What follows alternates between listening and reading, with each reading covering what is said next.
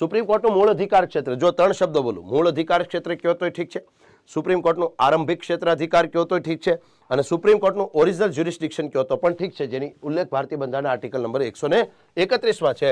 અને article number 131 મુજબ supreme કોર્ટનું મૂળ કામ કેન્દ્ર સરકાર અને રાજ્ય સરકાર વચ્ચેના વિવાદોનો ઉકેલ લાવવાનું છે. મિત્રો ખાસ નોંધો, સુપ્રીમ કોર્ટનું મૂળ અધિકાર ક્ષેત્ર કોને કહેવાય?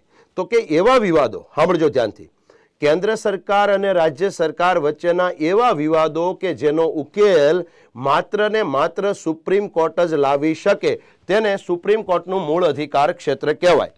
ફરી વખત, મૂળ અધિકાર ક્ષેત્ર કોને કહેવાય?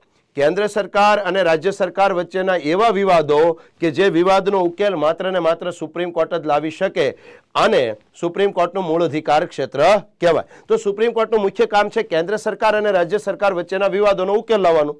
અથવા બીજું કામ એ છે સુપ્રીમ કોર્ટનું કે બે રાજ્યો હોય ભારતના, તો ભારતના બે રાજ્યો વચ્ચેનો કોઈ વિવાદ હોય તો એ વિવાદનો ઉકેલ લાવવો એ આપણા દેશે સુપ્રીમ કોર્ટનું મુખ્ય કામ છે. રેડી? તેથી આપણે આ પ્રશ્નના સંદર્ભમાં જો તો આપણો જવાબ છે ઓપ્શન એ.